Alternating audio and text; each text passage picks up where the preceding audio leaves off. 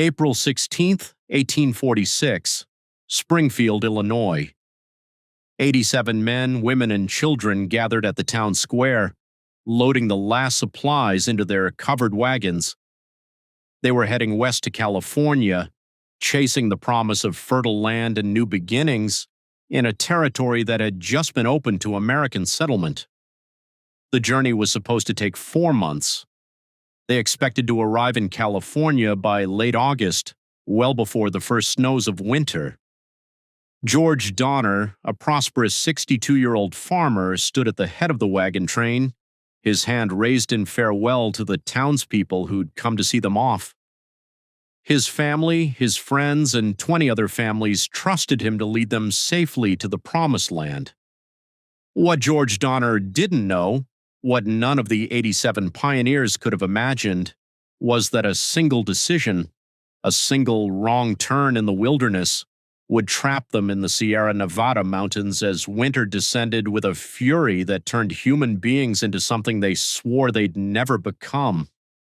By the time spring arrived, only 48 would emerge from those mountains alive, and they survived by doing the unthinkable, by eating the dead.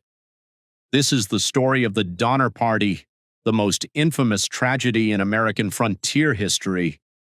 A story of hope destroyed by hubris, survival bought with horror, and the moment when civilization's rules dissolved in the face of starvation. This is the story of how far human beings will go to survive. To understand what happened in the Sierra Nevada mountains in the winter of 1846, you first need to understand who these people were and why they were making this journey. The Donner Party, as history would name them, wasn't originally called that. They were simply part of the Great Westward Migration of the 1840s, thousands of American families moving west along the California Trail, seeking opportunity in territories that were still being wrestled from Mexican control.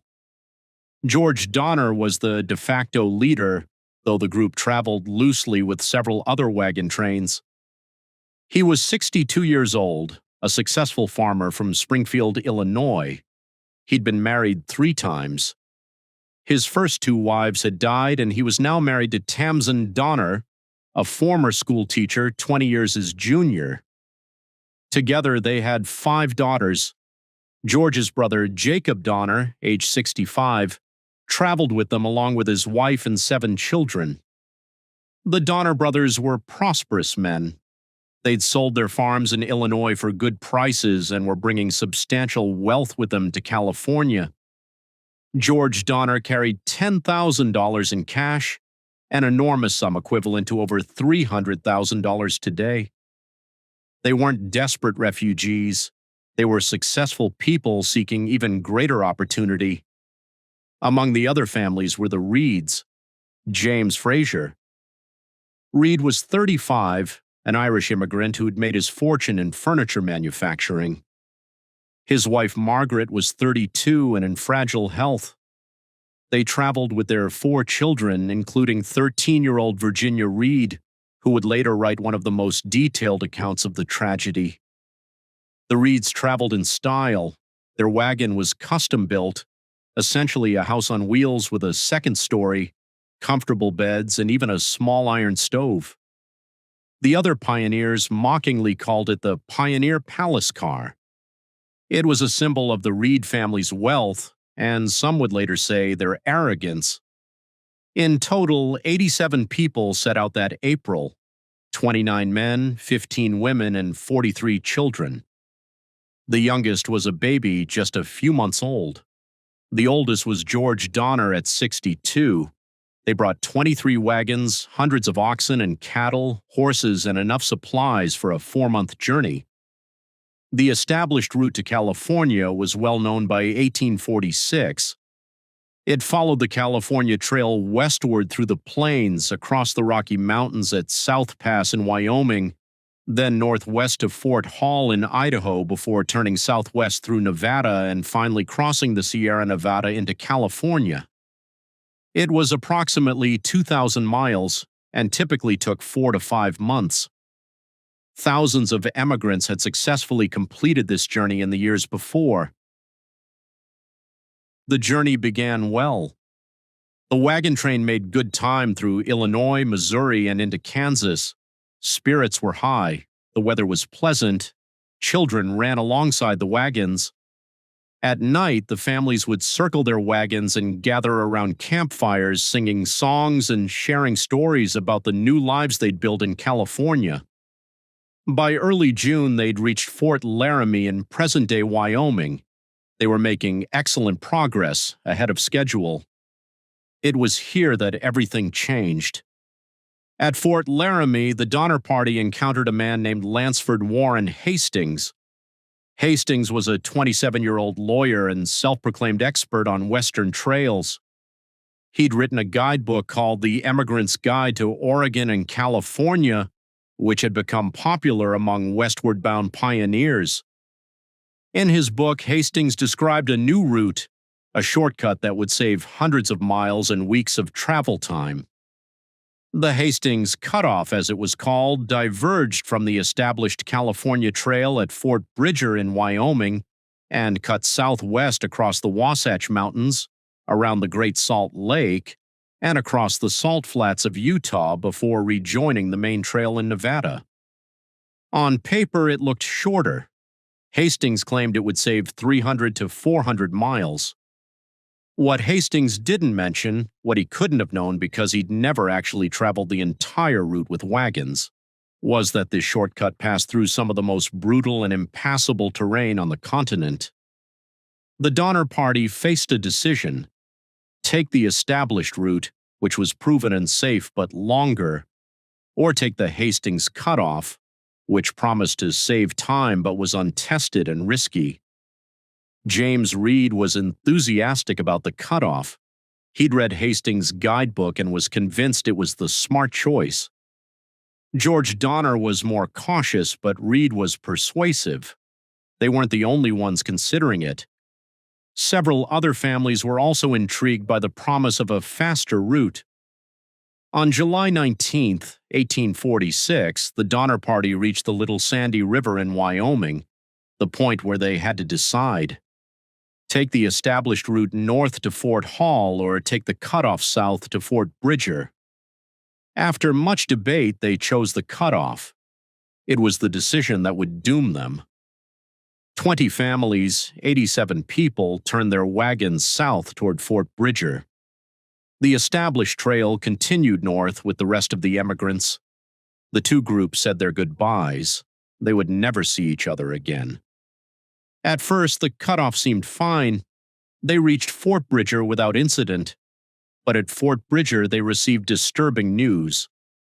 Hastings had left days earlier, guiding another wagon train along his cutoff. He'd left a note saying he would mark the trail for those following. But when the Donner Party tried to follow Hastings' route through the Wasatch Mountains, they discovered the truth. There was no road. There was barely even a trail. The route Hastings had taken required cutting through dense forest, moving massive boulders, and carving a path where none existed. What Hastings had estimated would take a week took an entire month. They were cutting through wilderness, building a road as they went, moving forward sometimes less than a mile per day. It was backbreaking work. The men chopped trees with axes from dawn until dark. The wagons broke down repeatedly on the rough terrain. Oxen died from exhaustion. Tempers flared. James Reed got into a fistfight with one of the teamsters and ended up killing the man with a knife in self-defense. Reed was banished from the party, forced to ride ahead alone. By the time they emerged from the Wasatch Mountains into the valley of the Great Salt Lake, they'd lost a full month. It was now late August. They should have already been in California. Instead, they were only halfway there, and the easy part of the journey was over. Ahead lay the Salt Flats. The salt desert west of the Great Salt Lake was and remains one of the most hostile environments in North America. Hastings had estimated it would take 2 days to cross. It took 6. 6 days of pure white emptiness stretching to the horizon in every direction. No water, no grass for the animals. blinding sun reflecting off white salt. The temperature reached over 100 degrees during the day. Several wagons had to be abandoned when the oxen collapsed. Water supplies ran dangerously low. People began to hallucinate from heat and thirst. When they finally emerged from the salt flats on September 3rd, the Donner Party was in desperate condition. They'd lost dozens of cattle and oxen. They'd abandoned 4 wagons. Their food supplies were running low. Morale was shattered, and they'd lost another month. The Hastings cutoff, which was supposed to save them time, had cost them 6 weeks. They finally rejoined the main California Trail in northeastern Nevada in early September. If they'd taken the established route, they would have reached this point in mid-July. They would have been in California already. Instead, they were 2 months behind schedule and winter was coming. The group pushed forward as fast as they could, but they were exhausted, low on supplies, and running out of time. They followed the Truckee River up into the foothills of the Sierra Nevada. By late October, they'd reached the eastern base of the mountain range, near what is now called Donner Lake. They were 60 miles from California, just 60 miles from safety, from Sacramento Valley, where food was plentiful and the weather was mild. But between them and California stood the Sierra Nevada, a granite wall of mountains rising 7,000 feet into the sky, and winter was about to arrive. On October 28, 1846, the first snow began to fall. It was light at first, just flurries, but within days it became a blizzard. The Donner Party attempted to cross the pass, but the snow was already too deep. Their wagons couldn't make it through. The oxen floundered in drifts up to their chests. They were forced to turn back. They set up camp near Truckee Lake, planning to wait for a break in the weather. The break never came. The winter of 1846 to 1847 was one of the worst on record in the Sierra Nevada. Storm after storm rolled in from the Pacific, each one dumping several feet of snow. By early November, the snow was 10 feet deep. By December, it was 15 feet. By January, 20 feet. The Donner Party was trapped 60 miles from California, 60 miles from food and safety and rescue. They might as well have been on the moon. The group was split between 2 camps. The larger camp, 40-some people, was at the lake. The Donner brothers and their families, about 20 people, were camped 5 miles back at Alder Creek. Both camps built crude shelters, half-dug-out cabins roofed with wagon canvas and hides. They killed the remaining oxen for food. They rationed carefully, knowing they had to make it last until spring. But as November turned to December, the snow kept falling, and the food ran out faster than they'd hoped. By mid-December, they were starving. They'd eaten all the cattle. They'd eaten their dogs. They'd boiled the oxen hides and eaten the leather. They'd made a thin soup from boiled bones. It wasn't enough. People began to die. Bayless Williams, a 24-year-old hired hand traveling with the Reeds, was the first to die on December 15th. His body was buried in the snow, but there was no time for proper mourning. The survivors had to focus every ounce of energy on staying alive. On December 16th, 15 people, 10 men and 5 women, decided they couldn't wait any longer. They fashioned crude snowshoes from oxenwood and leather strips. They called themselves the Forlorn Hope. Their plan was to hike out over the pass and reach California on foot, then send back rescue parties. It was a desperate gamble. The pass was 7,000 feet high, buried under 20 feet of snow. They had almost no food. The distance to the nearest California settlement was over 60 miles through mountain wilderness, but staying meant certain death, so they had to try. The Forlorn Hope set out on December 16th in relatively clear weather. They climbed up toward the pass, post-holing through deep snow, making agonizingly slow progress. They had food for 6 days. They thought they could reach California in 6 days. They were wrong. The journey would take 33 days. Within a week, they were lost, starving, and trapped in another blizzard. Their food ran out on December 21st. For 4 days, they ate nothing. Then on Christmas Day, 1846, while families back east were celebrating with feasts and gifts, the forlorn hope made a terrible decision. 4 of the men had died, their bodies lying in the snow where they'd collapsed. The survivors knew they had to eat, or they would all die. After agonized debate, they made a pact. They would eat the dead, they would not eat their own relatives, and they would draw lots if it came to killing someone. Patrick Dolan was the first body to be consumed. He'd died during the night of December 24th. The survivors, delirious with hunger and hypothermia, cut flesh from his arms and legs. They roasted it over a small fire. Some of them couldn't bring themselves to eat, but those who didn't eat died within days. The taboo had been broken. Over the next 3 weeks, as the forlorn hope struggled through the snow, 3 more men died and were cannibalized. The survivors later testified that they tried to be respectful. They didn't speak while eating. They avoided looking at each other. They tried not to think about what they were doing, but they did it, because the alternative was death. Finally, on January 18th, 1847, the 7 survivors of the forlorn hope, 3 men and 4 women, staggered into a Miwok Indian village on the western slope of the Sierra. They'd traveled over 60 miles through mountain wilderness in the dead of winter. They'd been gone 33 days. 8 of the 15 had died.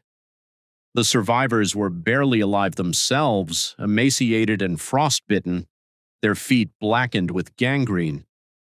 But they'd made it, and they told the Californians about the people still trapped at the lake.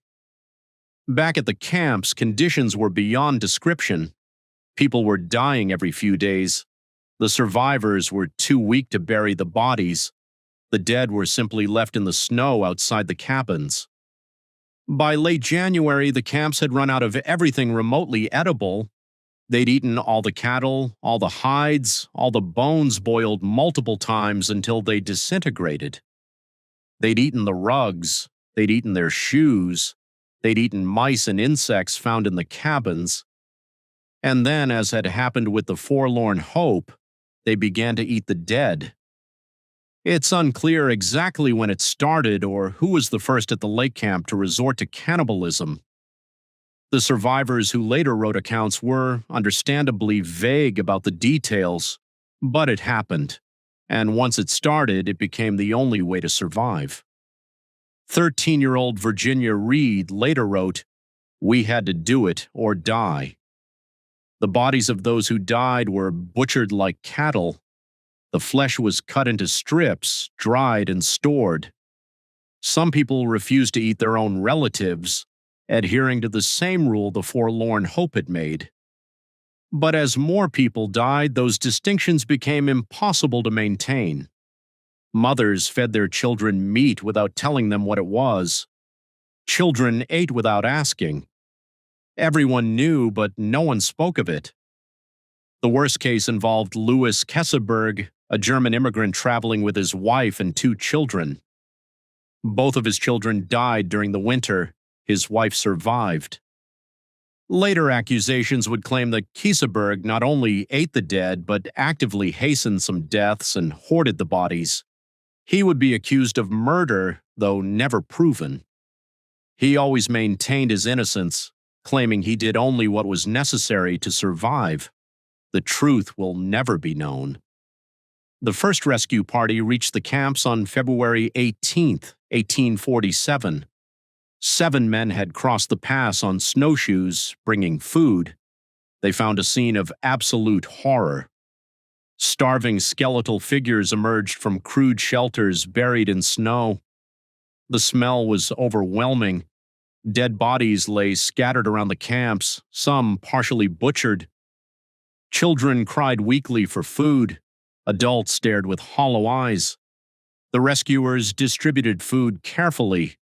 They knew that starving people who ate too much too quickly could die from the shock. They could only take the strongest back with them. The weakest would have to wait for subsequent rescue parties. Over the next 3 months, 4 separate rescue parties made the crossing. Each time they took out as many survivors as could walk. Each time they left behind those too weak to travel. The final rescue party didn't reach the camps until April, nearly 5 months after the party had become trapped. When it was finally over, the statistics told a grim story. Of the 87 people who'd become trapped, 48 survived. 39 died. All of the deaths occurred during the winter encampment. Not one person died on the trail before they reached the Sierra. The mortality rate among different groups varied. Of the 15 young men aged 20 to 39, only 2 survived. Of the adult women, all but 3 survived. Of the children under age 5, only 1 survived. The pattern was clear. Those with the most body fat reserves, primarily women and slightly older children, had the best chance. The young men who had the least body fat and who had worked the hardest during the journey were the most vulnerable. The survivors emerged from the mountains traumatized, emaciated, and carrying a secret that many would never speak of again. Some were more open than others. Virginia Reed, who survived along with her mother, brother, and sister, later wrote extensively about the ordeal. Her accounts are some of the most detailed we have. She lived until 1921, dying at age 87. Throughout her life, she maintained that the emigrants had done what they had to do to survive. Louis Kesselberg, the man accused of the worst atrocities, lived until 1895. He settled in California but was forever marked by suspicion and accusations. Newspaper articles called him a cannibal and a murderer. He sued for libel and won, but the stigma never left him. He died impoverished and alone. Tamsen Donner, George Donner's wife, was one of the last to die. She could have left with an earlier rescue party, but she refused to leave her dying husband. George Donner died in late March. Tamsen died in early April, just days before the final rescue party arrived. Their 5 daughters all survived and were taken in by other families in California. The Donner Party tragedy shocked America. Newspapers published lurid accounts of cannibalism. The story was used as a cautionary tale about the dangers of the frontier and the consequences of poor decisions. But it didn't stop westward migration. If anything, the gold rush of 1849 brought even more immigrants flooding into California. The Hastings Cutoff, the shortcut that had doomed the Donner Party, was abandoned. Future immigrants were warned to avoid it. The route over the Sierra Nevada where the Donner Party had been trapped became known as Donner Pass. It's still called that today. Modern Interstate 80 follows roughly the same route. So what really happened? Was it simply bad luck, or could the tragedy have been avoided? Historians have debated this for over 170 years. Here's what we know for certain. The decision to take the Hastings Cutoff was the critical error. If the Donner Party had stayed on the established California Trail, they would have crossed the Sierra Nevada in early September, 2 months before the snow arrived. They would have all reached California safely. The cutoff cost them 6 weeks. Those 6 weeks were the difference between life and death. But why did they take it? Several factors contributed. First, the promise of a shortcut was tempting. Everyone wanted to reach California as quickly as possible. Second, they trusted Lansford Hastings, whose guidebook seemed authoritative. They didn't know that Hastings had never actually taken the route he was recommending. He was essentially guessing. Third, and perhaps most importantly, the Donner Party had been making excellent time before the cutoff. They were ahead of schedule. They felt they could afford to take a risk. That confidence was misplaced. Once they committed to the cutoff, a series of smaller disasters compounded the problem.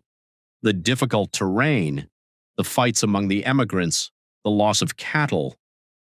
Each delay pushed them closer to winter.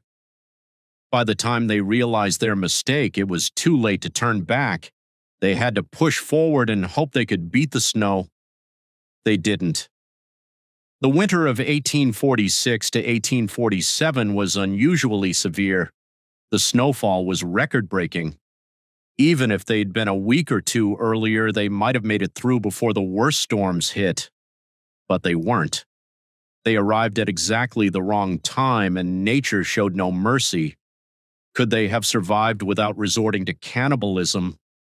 Possibly not. The human body can survive for weeks without food, but not months. By the time rescue arrived, many of those who died had been starving for over 3 months.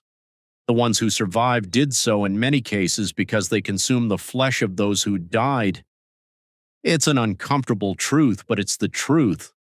Modern nutritionists and survival experts have analyzed the Donner Party case. The consensus is that cannibalism, horrific as it is, was likely necessary for survival given the circumstances. The human body in starvation mode will eventually consume its own muscle tissue, including heart muscle. Without calories from an external source, death is inevitable.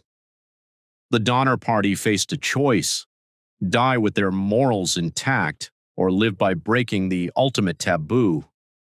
Most chose life. Can we judge them for that? The survivors certainly judged themselves. Many carried guilt and shame for the rest of their lives. Some became religious, seeking redemption. Others refused to ever speak of it. A few, like Virginia Reed, tried to contextualize it, to explain that extreme circumstances require extreme actions. There's another question that historians have grappled with. Did anyone commit murder, or did they only eat those who had died naturally of starvation? The evidence is murky. Most survivors insisted that no one was killed for food. The pact made by the forlorn hope to draw lots before killing anyone was never carried out according to their testimony. Every body that was consumed had died of natural causes, starvation, hypothermia, or disease, but there were accusations. Louis Kesselberg was accused by other survivors of murdering Tamsin Donner, though he denied it. Some claimed he hoarded bodies and prevented others from accessing the meat. Others suggested he'd killed children. These accusations were never proven, and they may have been the result of trauma and the need for someone to blame. The truth is, we'll never know exactly what happened in those cabins during the worst of the winter. The survivors who wrote accounts were careful about what they revealed. Some details were too horrible to commit to paper or too incriminating. What we do know is that at least some of the survivors engaged in cannibalism. Exactly how many and to what extent remains uncertain. But it was widespread enough that it became the defining characteristic of the tragedy. The Donner Party is remembered not for the remarkable feat of survival, not for the courage it took to attempt the crossing, but for the cannibalism. It's a dark asterisk on the story of westward expansion. Today you can visit Donner Memorial State Park in California. There's a monument to the emigrants who died. A bronze statue stands atop a stone pedestal. The pedestal is exactly 22 feet high, the depth of the snow during that terrible winter. It's a sobering sight. The names of the dead are inscribed on a plaque: George Donner, Jacob Donner, Bayless Williams, and 36 others. The lake where they camped is now called Donner Lake. It's a popular recreation area. People swim there in summer, boat on its clear waters, hike the surrounding trails. Most of them know the history, know what happened there 178 years ago. But on a warm summer day with children playing on the beach, it's hard to imagine the horror that unfolded on those shores during the winter of 1846. The Donner Party tragedy is taught in American schools as a cautionary tale. Don't take shortcuts. Don't trust unproven advice. Respect nature's power. Prepare for the worst.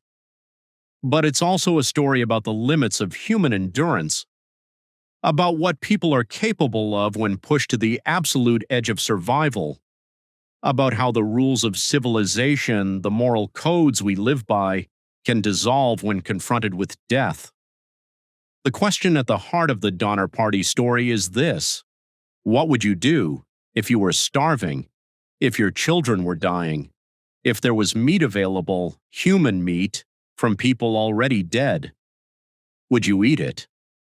It's easy to say no from the comfort of a warm home with a full stomach, but the survivors of the Donner Party didn't have that luxury. They faced the choice in real time with death staring them in the face, and most of them chose to live. We can judge them for that choice, or we can try to understand it. We can recognize that they were ordinary people thrust into extraordinary circumstances. They weren't monsters. They were mothers and fathers, brothers and sisters trying to survive. Some of the survivors went on to live long, productive lives. They married, had children, contributed to their communities. Virginia Reed became a respected figure in California society. She never forgot what happened, but she didn't let it define her entire life. Others were destroyed by the experience. Some died young from the physical damage of prolonged starvation. Others struggled with mental health issues, what we'd now recognize as PTSD. A few, like Kesseberg, were socially ostracized and lived as outcasts. The Donner Party tragedy reminds us that the frontier wasn't romantic, it was brutal. The westward expansion that we celebrate in American history came at an enormous cost. Thousands of people died on the trails, from disease, from accidents, from exposure, from starvation. The Donner Party wasn't unique because people died. They were unique because of how they survived. 178 years later, the story still fascinates us. Dozens of books have been written about it, documentaries have been made. Historians continue to uncover new details from letters and diaries. Why does it endure? Perhaps because it forces us to confront uncomfortable questions about human nature, about what we're capable of in extremis, about where the line is between survival and barbarism. The Donner Party crossed that line. They had to, and they lived with the consequences for the rest of their lives. Today, if you drive over Donner Pass on Interstate 80, you can stop at the memorial. You can read the names of the dead. You can stand on the shore of Donner Lake and try to imagine what it was like. 20 feet of snow, temperatures below zero, starvation, desperation, death all around. It's almost impossible to comprehend. But it happened. Right there, on that exact spot. 87 people entered the Sierra Nevada mountains in October 1846, full of hope for new lives in California. By April 1847, 39 were dead, and 48 had survived by eating the flesh of their companions. It's the darkest chapter in the story of westward expansion, a reminder that progress came at a price, that the American dream could turn into a nightmare, that survival sometimes requires us to become something we never thought we could be. The Donner Party tragedy stands as a testament to human endurance, human failure, and the thin line between the two. It's a story we tell not to glorify or condemn, but to remember. To remember that history isn't just dates and facts, it's people. Real people who faced impossible choices and lived with impossible consequences. So what really happened in the Sierra Nevada mountains in the winter of 1846 to 1847? The simple answer: 87 people got trapped in a blizzard and 48 survived by eating the dead. The complicated answer: Human beings, pushed past every limit, discovered what they were truly capable of, both for better and for worse. This was the story of the Donner Party, a tragedy that destroyed families, a survival story that required the unthinkable, and a reminder that the frontier was won not just through courage and determination, but through sacrifice and suffering that we can barely imagine today. The mountains remember, the lake remembers, and we remember. Because some stories, no matter how dark, demand to be told. What do you think? Could you have survived what the Donner Party endured? Would you have made the same choices they made? Share your thoughts in the comments below. If you want to hear more untold stories from America's frontier, subscribe and hit the notification bell. Next week, we're exploring the mystery of the lost colony of Roanoke. 115 English colonists who vanished without a trace in 1590, leaving behind only a single word carved into a tree. Until then, remember the lessons of the Donner Party: respect nature, trust proven paths, and never underestimate the price of a shortcut. Thanks for watching American Frontier History.